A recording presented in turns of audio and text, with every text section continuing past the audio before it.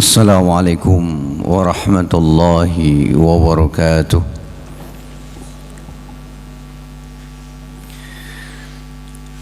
Alhamdulillahilladzi ahyana ba'dama amatana wa ilaihin nusyur.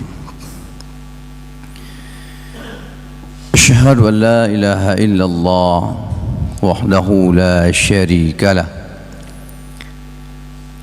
Wa asyhadu anna Muhammadan abduhu wa rasuluh. Qala Allah Ta'ala fi kitabihil karim, A'udzu billahi minasy syaithanir rajim. Qul inna salati wa nusuki wa mahyaya wa mamati lillahi rabbil alamin. Sidang jamaah salat subuh yang dimuliakan Allah Subhanahu wa taala. Alhamdulillah, kembali di pagi yang mulia ini Allah Subhanahu wa taala masih memberikan kepada kita umur panjang dan kesehatan. Di pagi yang mulia ini Allah Subhanahu wa taala masih menancapkan keimanan yang kuat di dalam dada kita, sehingga dengan mudahnya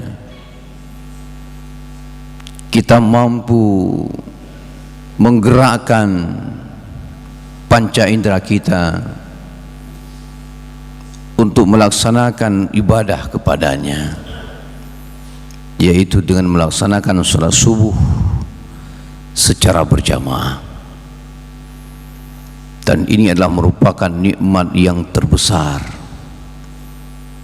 yang Allah berikan kepada kita, yang mana nikmat ini tidak semua manusia Allah berikan.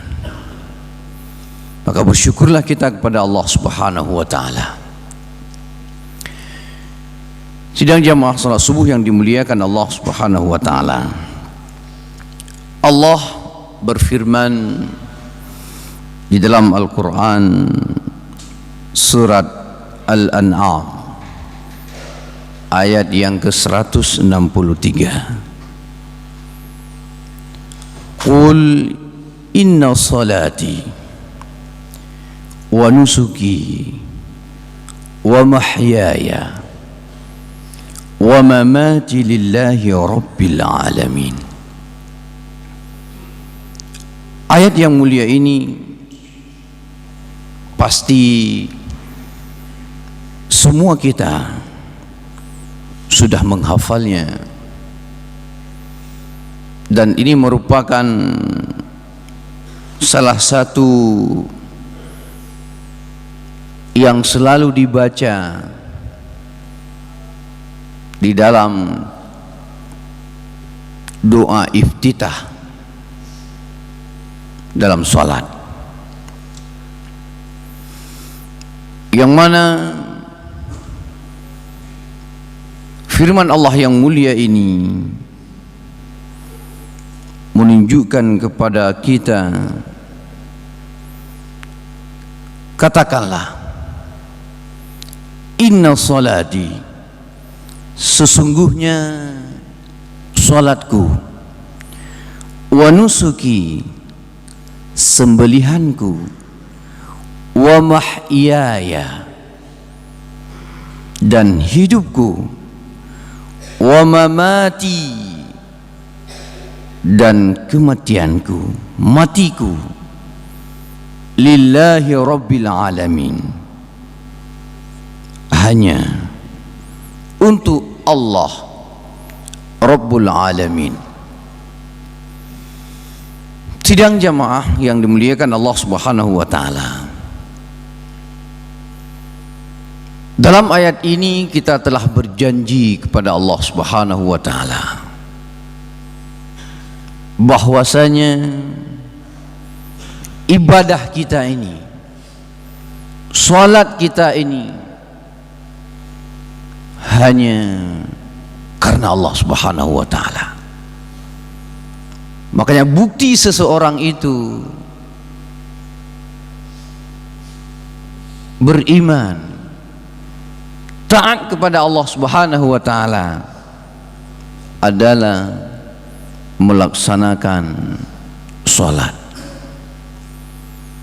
Karena hanya salat inilah nantinya yang akan mampu memberikan pertolongan kepada kita. Karena amal yang pertama sekali nantinya akan dihisab oleh Allah Subhanahu wa taala adalah salat. Maka para santri yang dimuliakan Allah, salat inilah yang nantinya yang akan menjamin kita masuk dan tidak masuknya kita ke dalam syurganya Allah Subhanahu wa taala. Amal yang nantinya yang akan Allah Subhanahu wa taala tanyakan kepada kita itu bukan amalan yang lainnya, bukan haji berapa kali kita naik, bukan umrah berapa kali kita laksanakan, bukan zakat berapa banyak kita keluarkan, bukan sedekah, namun yang Allah tanyakan adalah salat. Awwalu ma yuhasabu 'abdun yaumal qiyamah as-salah. Wa idza salaha salaha amalu kulluhu wa idza fasada fasada amalu kulluhu. Amal yang pertama sekali nanti ditanya oleh Allah adalah salat. Apabila salatnya ini diterima baik, maka seluruh amalan-amalan yang lainnya itu akan baik dan diterima oleh Allah Subhanahu wa taala. Namun sebaliknya, apabila salat kita tidak baik dan tidak diterima oleh Allah Subhanahu wa taala, maka jangan harapkan seluruh amalan-amalan yang lain yang kita anggap baik yang kita lakukan itu diterima oleh Allah Subhanahu wa taala. Tidak akan diterima. Karena salat ini adalah kunci diterimanya seluruh amalan-amalan yang baik yang lainnya. As-salatu imaduddin. Salat ini adalah merupakan tiang daripada agama. Jadi tidak akan mungkin sesuatu bangunan akan bisa berdiri tegak tanpa adanya tiang, dan tidak akan mungkin akan adanya yang lain-lainnya tanpa ada tiang. Atap tidak akan mungkin ada tanpa adanya tiang. Dan kokoh dan tidak kokohnya yang lainnya itu sangat terpengaruh pada tiang dan pondasinya. Maka di sini kita telah berjanji kepada Allah, inna salati wa nusuki, sembelihanku.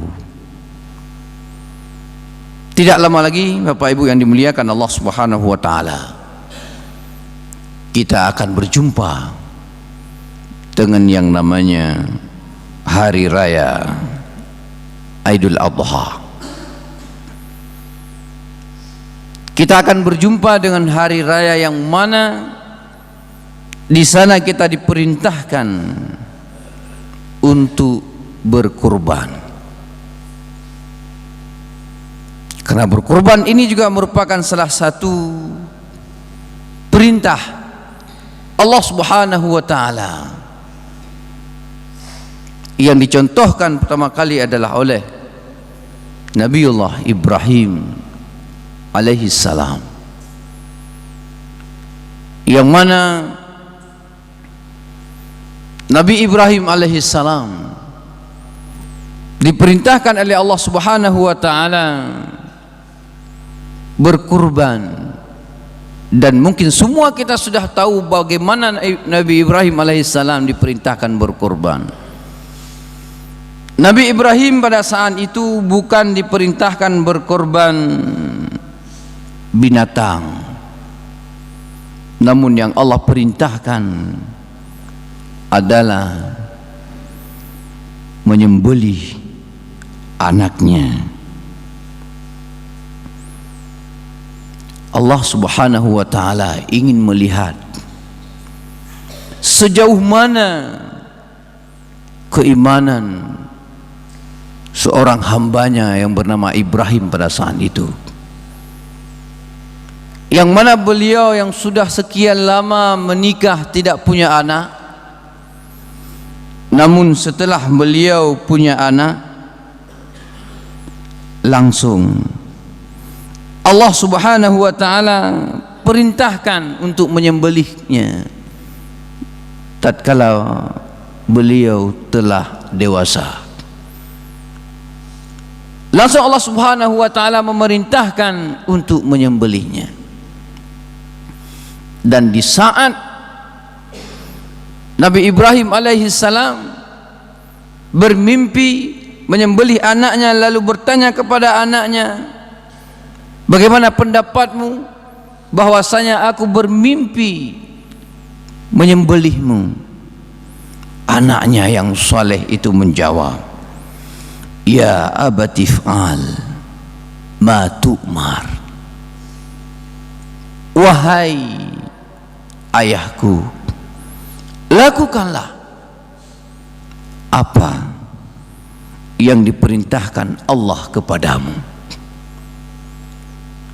Coba kita perhatikan seorang anak yang saleh, seorang anak yang taat kepada Allah, dan seorang ayah yang taat kepada Allah Subhanahu wa taala, tidak pernah mencari alasan untuk tidak melakukan perintah Allah Subhanahu wa taala. Tidak pernah mencari alasan bahwasanya beliau itu sudah sekian lama menunggu seorang anak, lalu Allah memerintahkannya untuk dia korbankan. Sebenarnya kalau kita memikirkan, beliau lebih berhak mencari alasan untuk tidak berkorban, karena anak yang sudah sekian lama dia tunggu. Namun Nabi Ibrahim sadar bahwasanya Allah itu lebih beliau cintai daripada anaknya. Beliau sadar bahwasanya Allah itu adalah satu-satunya tujuan hidup kita. Beliau sadar bahwasanya hidup ini hanya untuk Allah, dan beliau ingin membuktikan bahwasanya beliau adalah betul-betul seorang hamba yang taat kepada Allah Subhanahu wa taala. Karena tidak pantas di saat Allah memerintahkan suatu perintah itu kita melanggar. Karena Allah tidak akan pernah menzalimi hambanya. Allah ingin melihat sejauh mana ketaatan hambanya itu. Karena memang Allah menciptakan kita di dunia ini untuk diuji. Allazi khalaqal mauta wal hayata liyabluwakum ayyukum ahsanu amala. Allah menciptakan kehidupan dan kematian. Allah ingin menguji siapa di antara kita yang lebih baik amalannya. Dan di saat Nabi Ibrahim pun melaksanakan perintah Allah Subhanahu wa taala, sudah siap-siap ingin menyembelih anaknya, apa yang terjadi? Wa fadainahu bizibhin adhim. Dan kami gantikan dengan sembelihan yang agung. Subhanallah. Allah sangat tahu perasaan Nabi Ibrahim alaihissalam di saat hendak menyembelih anaknya, karena beliau betul-betul ingin mencintai Allah Subhanahu wa taala. Beliau lebih cinta kepada Allah daripada kepada anaknya. Beliau lebih cinta kepada perintah Allah daripada yang lainnya. Padahal cobaan itu sangat besar sekali. Makanya Allah sebutkan sembelihan di hari raya Idul Adha itu adalah sembelihan yang agung, sembelihan yang membuktikan kebesaran keimanan seseorang itu kepada Allah Subhanahu wa taala. Karena yang sampai kepada Allah itu bukan darah dan dagingnya. Tidak akan pernah sampai darah dan dagingnya kepada Allah Subhanahu wa taala. Tapi yang sampai itu adalah ketakwaan kita. La yanalallaha luhumuha wala dima'uha walakin yanaluhu taqwa minkum. Tidak akan sampai kepada Allah itu daging dan darah kurban, akan tetapi yang sampai kepada Allah adalah ketakwaan di antara kalian. Jadi Allah ingin melihat siapa di antara kita yang paling takwa. Inna akramakum indallahi atqakum. Orang yang paling mulia di sisi Allah adalah mereka, orang-orang yang takwa kepadanya. Kemudian wa mahyaya wa mamati lillahi rabbil alamin.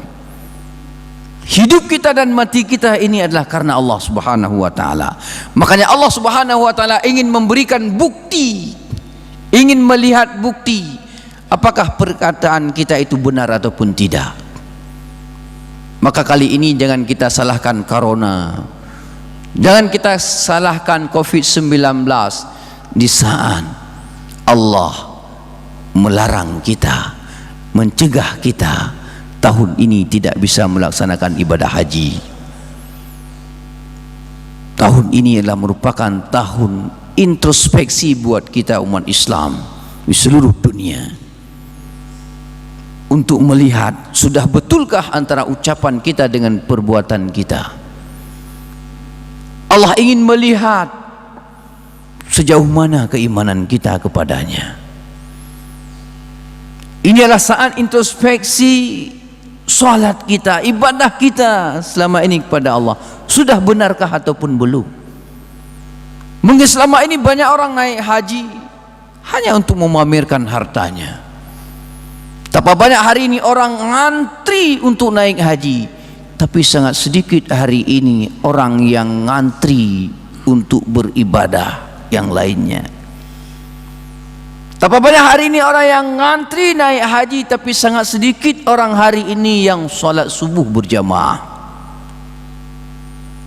Hari ini orang ngantri naik haji sampai ke sana berkorban, tapi perhatikan sangat sedikit hari ini orang yang mampu berkorban di kampung halamannya.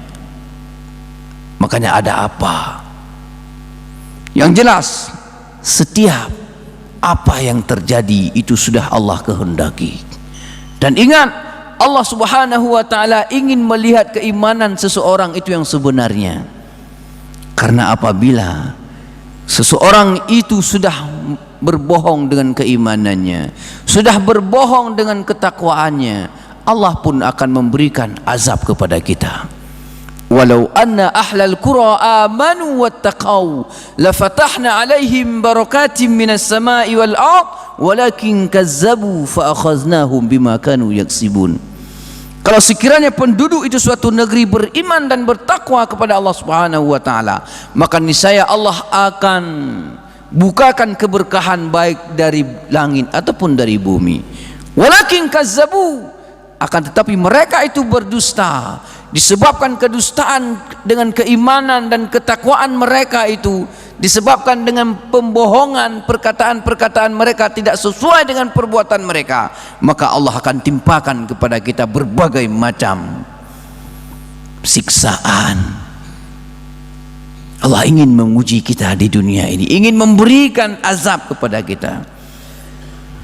Walanuziqannahum, Allah ingin memberikan azab dulu di dunia ini yang kecil kepada kita, sebelum Allah berikan azab yang besar. Supaya apa? La'allakum turja'un, supaya kita kembali, supaya kita kembali kepada Allah Subhanahu wa ta'ala, kembali introspeksi amal-amal ibadah kita, kembali introspeksi ibadah kita, akidah kita kepada Allah Subhanahu wa ta'ala. Iman dan ketaatan kita ini butuh introspeksi di tahun yang mulia ini. Dan mudah-mudahan Allah Subhanahu wa ta'ala memberikan kemudahan kepada kita semuanya untuk mampu melaksanakan perintah-perintahnya dan meninggalkan larangan-larangannya. Demikian, subhanakallahumma bihamdika asyhadu an la ilaha illa anta astaghfiruka wa atubu ilaik. Assalamualaikum warahmatullahi wabarakatuh.